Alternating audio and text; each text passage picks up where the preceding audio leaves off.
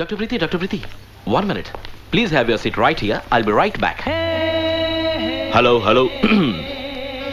ఈ రోజు మా సోదర మధ్యముడు శ్రీ ప్రేమ్ బాబు అమెరికా నుంచి వస్తున్నారు.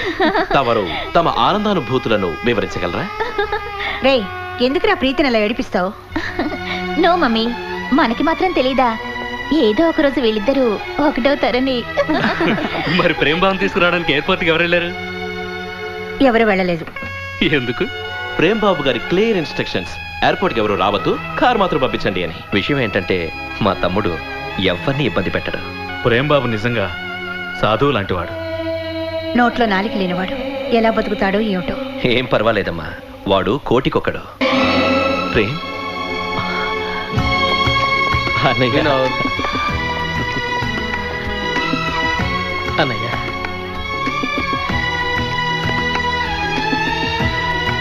Daddy.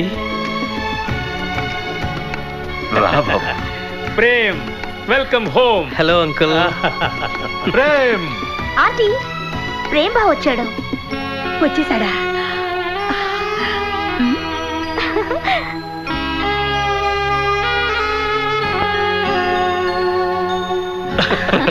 Hey, come on.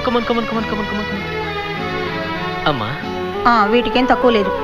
Prem, నువ్వు కిందటి సెలవులకి ఇంటికి రాలేదు కదా, అమ్మ కోపంగా ఉంది. అత్తయ్య, అమ్మ కోపం నాకు తెలియందా?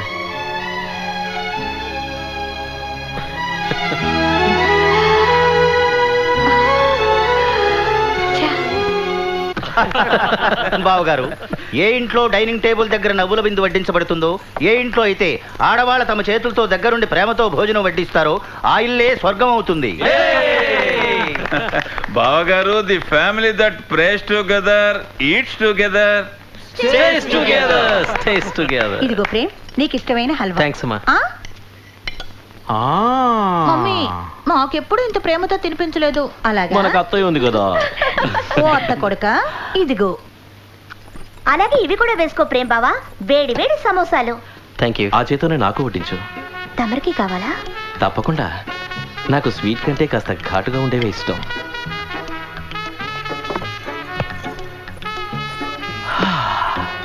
ఆనందన్నయ్య, yes. టీ తీసుకుంటారా? No thanks. ప్రేమనేకి ఇవ్వు. వద్దు. అరే వద్దంటావేంటి, నువ్వు సర్వ్ చేయి. క్యా సీన్ హై?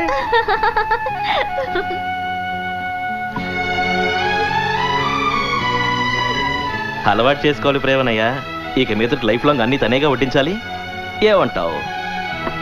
అరే ఎక్కడికి వెళ్తున్నావు? కూర్చో. ఏయ్. అరే ముమ్మురాణి, ఎక్కడున్నావు? అదిగో వచ్చేసారు.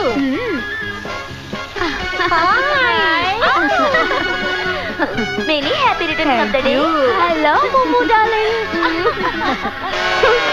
Hello Prem. Hello, aunty. My darling. బావగారు, హ్యాపీ కంగ్రాచులేషన్స్ బావగారు. ఏమండి ఒక విషయం మాత్రం అర్థమవుతుంది, మీరు మా మమతను ముద్దుగా ముమ్ము అని పిలుస్తున్నారు, కానీ ఈయన మీకు ఏ వరుసలో బావగారయ్యారు? అదేంటి, మా స్నేహితురాలు భర్త మాకు బావగారు కదా ఏంటి? సంతోషం. సిగ్గులేదు మీకు? ఇప్పుడు వస్తున్నారు? ఏం చెప్పమంటావు, నిన్ను రాత్రి క్లబ్ లో ప్యాక్ ఆడుతూ కూర్చుండిపోయాం. తెల్లారి 4 గంటలైంది. నీకు తెలుసు కదా, మేము పొద్దుటే లేవలేమని. Lazy girls. హలో లాయర్ గారు. హలో. How cute. పొద్దున లేటుగా లేస్తారు, అక్కడ ఇక్కడ పొద్దు పుచ్చుతుంటారు. నీ మీద ఒట్టు ముమ్ము, ఈ వేళ ఏ ఇంట్లో చూసినా గొడవలే. తండ్రి కొడుకుల మధ్య గొడవలు, అన్నా తమ్ముల గొడవలు, అత్తా కోడలు గొడవలు. దీస్ కోడల్స్ ఆర్ ఎ బిగ్ ప్రాబ్లం. నన్ను అడిగితే పిల్లలకి పెళ్ళైన వెంటనే వేరు కాపురం పెట్టించాల్సిందే. ఆ తర్వాత వాళ్ళ తిప్పలేవో వాళ్లే పడతారు. దాంతో మన బాధ్యత తీరిపోతుంది. నేను దానికి ఒప్పుకొను శాంతి గారు. కలిసి ఉండడంలో ఎంత సుఖముందో అది వేరుగా ఉన్నప్పుడు ఉండదు. ఉమ్మడి కుటుంబంలో ఏ మనిషి అయినా ఎటువంటి క్లిష్ట సమస్యనైనా ఎదుర్కోగలడు.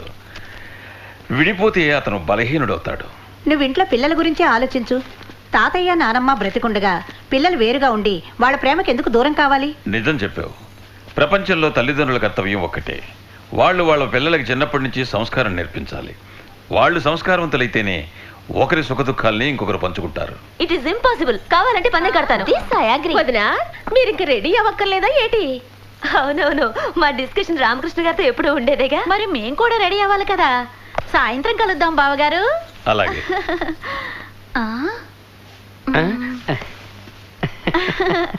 థ్యాంక్ యూ అన్నయ్య.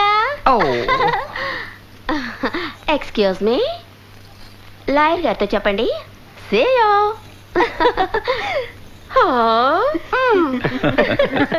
వదినా, భలే సీతాకోక శిలకం దొరికారు నీకు.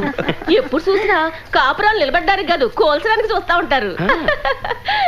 రామకృష్ణ, ఏంటమ్మా?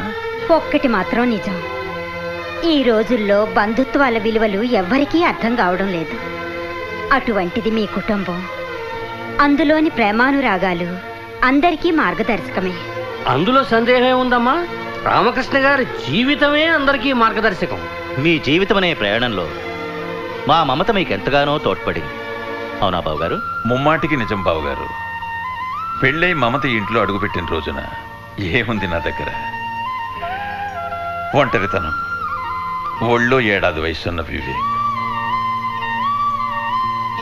మమత వివేక్ బాబుకి పంచి ఇచ్చిన ప్రేమ నిజంగా సాటిలేంది. బావగారు, మీకు మాట చెప్పనా? మీ చెల్లెలకు బహుమతిగా ఇవాళ ఒక మాట ఇచ్చాను. అదేమిటో తెలుసా? ఏ రోజు ముగ్గురు కోడళ్ళు మన ఇంట్లోకి అడుగు పెడతారో ఆ రోజు నుంచి నా సమయం అంతా తనదేనని. బాధ్యతల్లో మునిగిపోయి ఏ సుఖ సంతోషాలని ఆమెకి ఇవ్వలేకపోయానో అవన్నీ ఇస్తాను. అయితే రామకృష్ణ, వివేక్ పెళ్లి ఎప్పుడు చేయాలనుకుంటున్నావు? ఆ శుభగడి రావాలనే నేను దేవుణ్ణి ప్రార్థిస్తున్నానమ్మా. సంబంధాలు వస్తున్నాయి, కానీ వివేక్ చెయ్యి మూలంగా. ఆ సంబంధాలా? చా, ఒక్కటి వివేక్కి తగింది కాదు. అవును బావగారు, మనిషిని గుర్తించడం రూపంతో కాదు, మనసుతో గుర్తించాలి. మన వివేక్ మంచి మనసును అర్థం చేసుకునే అమ్మాయి మనకు తప్పక దొరుకుతుంది.